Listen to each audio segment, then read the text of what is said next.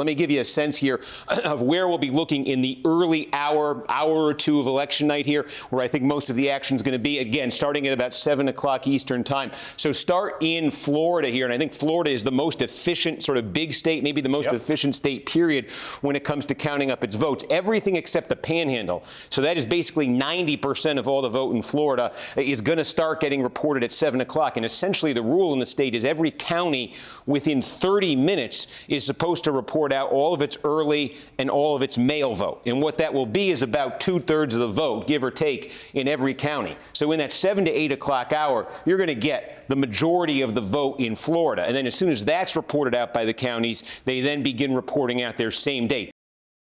Also at 7 o'clock, critically closing in Georgia. And that's where we've got, obviously, there's the governor's race, and then there's the Senate race everybody's talking about here. Now, in Georgia, one thing to keep in mind, again, related to that conversation you're having about the order that votes are released. Under the new voting law in Georgia, it's explicitly in the law right now, they encourage the counties to begin tabulating, and this is the key word here, tabulating instead of processing the early and the mail vote on Election Day.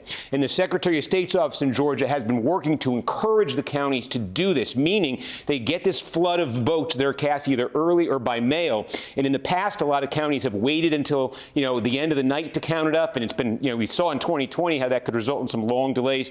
There's the possibility here that it's going to be a lot like Florida in Georgia tonight, where you get the mail and you get the early vote, especially in the big counties early. We'll see if that happens, but that possibility exists. And if that's the case, you could see, especially in this Atlanta area, that's the core Democratic area of the state, you could see the Democrats jump out to a quick early lead here in the statewide vote. And then it could be same-day vote coming after that. The Republicans catch them. So that's one thing to keep an eye on.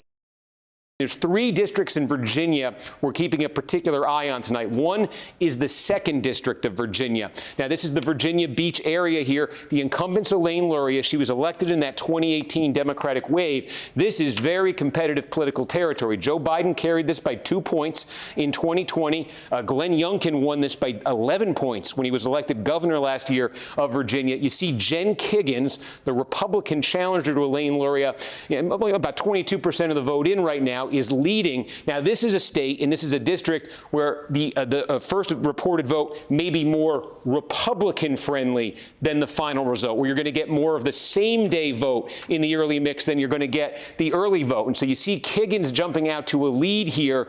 We'll see. The name of the game here is, as that early vote is added to the mix, can Luria get closer? Can she hold on here? But this is one Republicans at sort of a threshold level tonight, a district that Joe Biden won by 2 points. They want to be winning districts that Joe Biden won by 2 points. The next level here, test sort of for Republicans, this is the 7th district. Abigail Spanberger, a Democrat, again, elected in that 2018 wave. Yesli Vega, Republican challenger. Now, again, you're getting a lot of same-day vote here, so that is pushing that Republican number very high. This is a district, I'll just show you.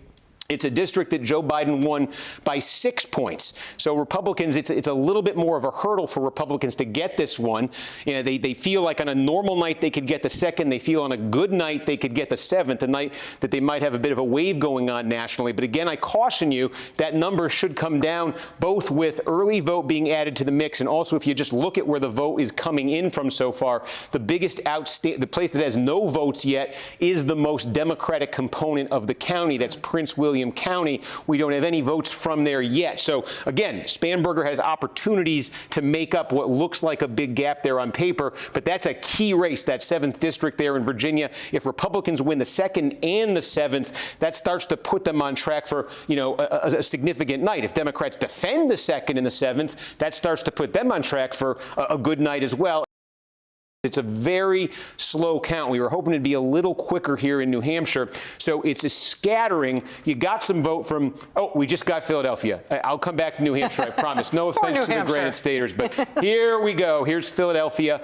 And what we got here is, so it's just about 61,000. They were telling us 100,000. But we've got here about 63,000 mail votes reported out here, though. But again, look, this is a 55,000 net gain here for John Fetterman, mail votes coming out of Philadelphia. So you've got the two biggest counties in the state, Philadelphia and Allegheny, and we know in Philadelphia there are tens of thousands of mail-in votes that are still to come, but they're going to look like this. They're going to be hugely advantageous to the Democrats. So with only that counted right now, this is what the statewide vote looks like in Pennsylvania. It's an advantage starting out of over 160,000 votes for Fetterman over Oz. Still to come will be the same-day vote in Allegheny, the same-day vote in Philadelphia. We're going to get mail from all the other counties in the state, plus the same day. But again, this just with counties this big reporting out this much mail vote that favors the Democrat by this margin, I think it sets the stage again. The storyline we're going to be following tonight, for those who remember the 2020 election in Pennsylvania, may well be the reverse. I think the storyline tonight might be, is Oz, on the strength of same-day vote, able to catch up with Fetterman, who gets, again, the reports, the early mail reports that we didn't see in 2020. What I want you to focus your attention on is the right side of the screen, because what we've done is we've organized the competitive or potentially competitive House races into a series of categories here. And again, keeping in mind the idea here, as you say, Republicans need a net gain of 5 seats just to get control of the House.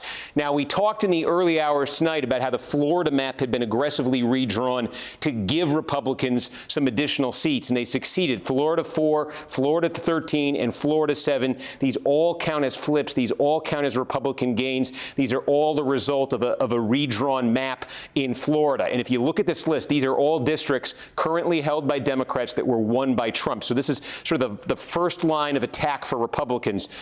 Trump already won them. Can their candidates win? There's a couple others here, as I say. Tennessee 5, redrawn aggressively, to the Republicans' benefit, and Georgia 6. So there's sort of 5 on this list here that were redrawn in that kind of a way to really benefit Republicans. So that, if they can win all 5 of those, is a gain of 5. Let's look beyond those districts, though, because we're also starting to get some results from elsewhere as well. For instance, the 9th District of Ohio, we're ticking up toward half the vote in.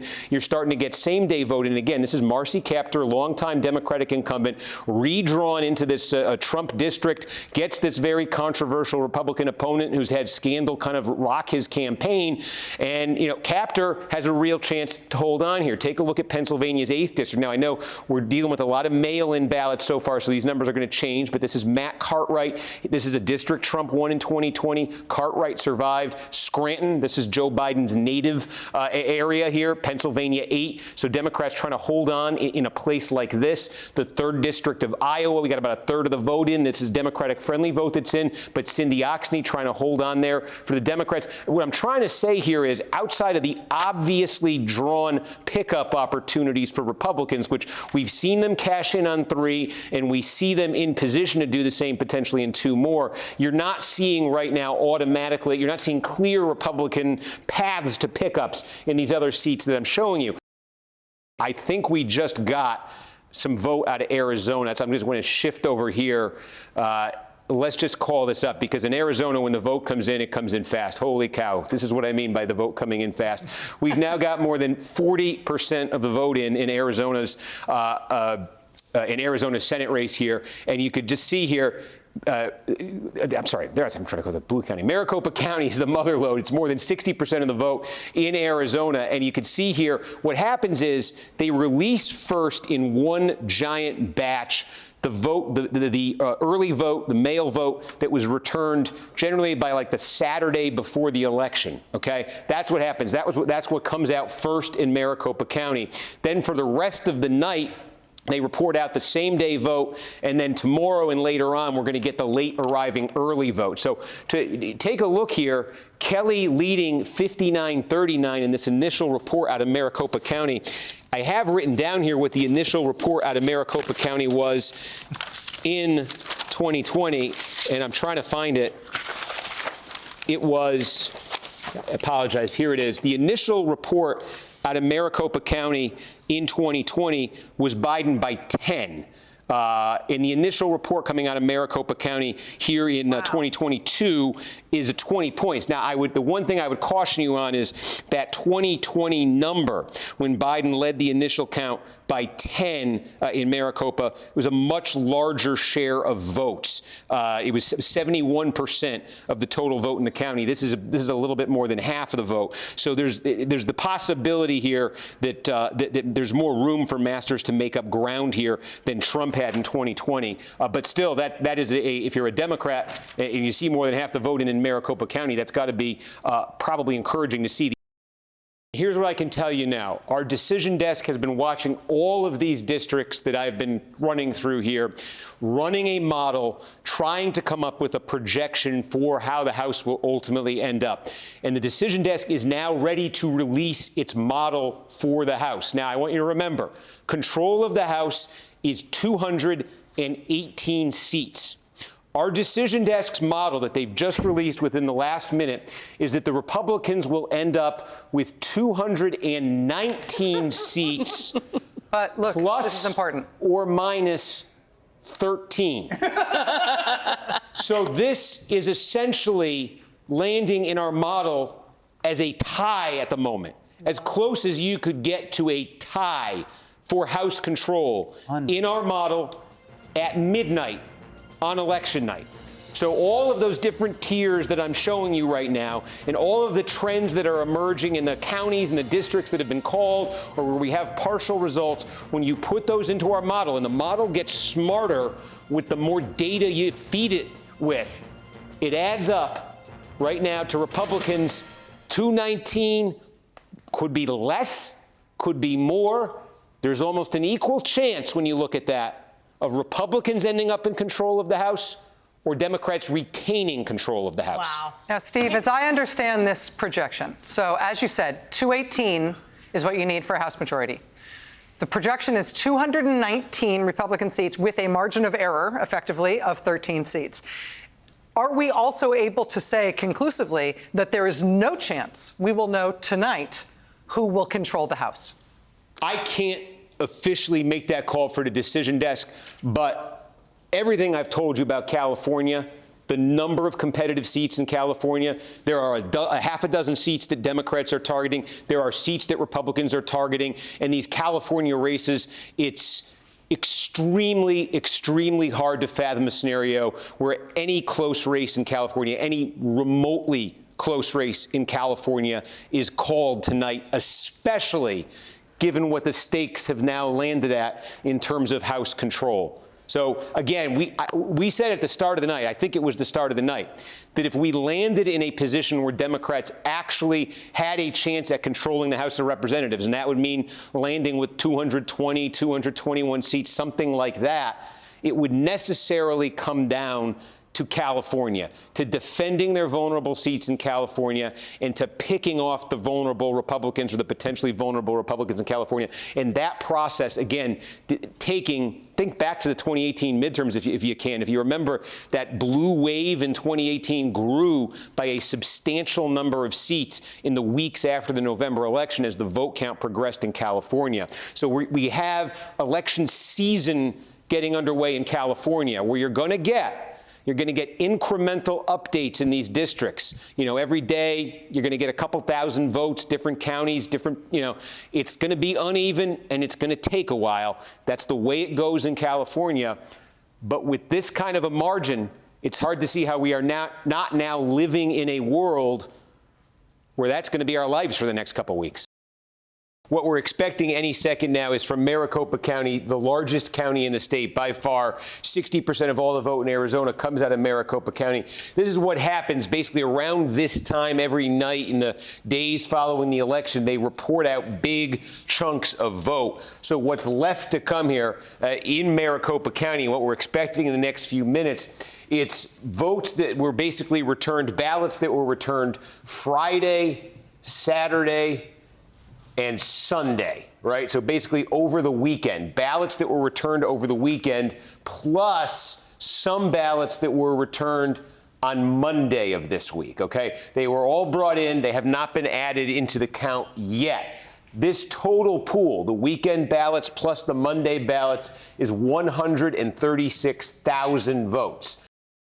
The one other major outstanding piece of business in Maricopa County, and this is a biggie, is going to be 275,000 votes that were delivered by voters to the polls on Election Day in person.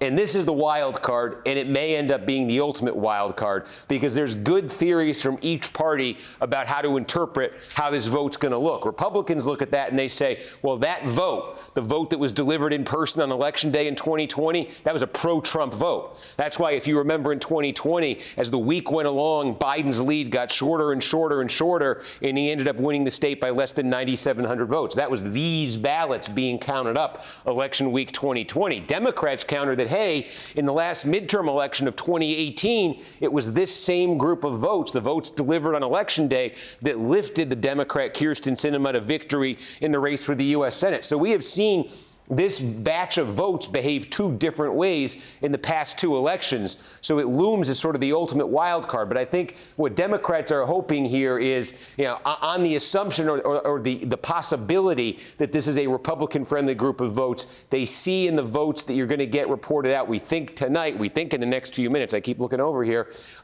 they see an opportunity to try to pad Mark Kelly's lead.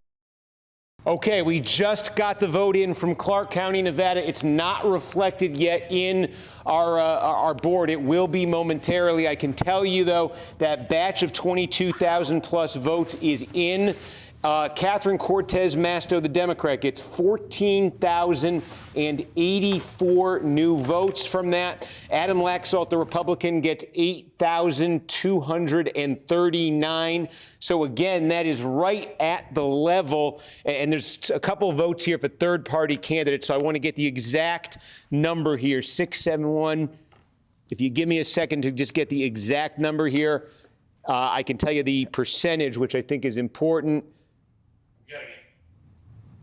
61 to 36%. So that is right. She has gotten 61% of the new vote out here. Adam Laxalt's gotten 36%. We have talked about the importance to Masto of maintaining the number that she's been getting. That is right on the number she's been getting. That's right what Democrats were expecting. You see it has now been updated in our system. And so statewide, there it is for the first time now since election night.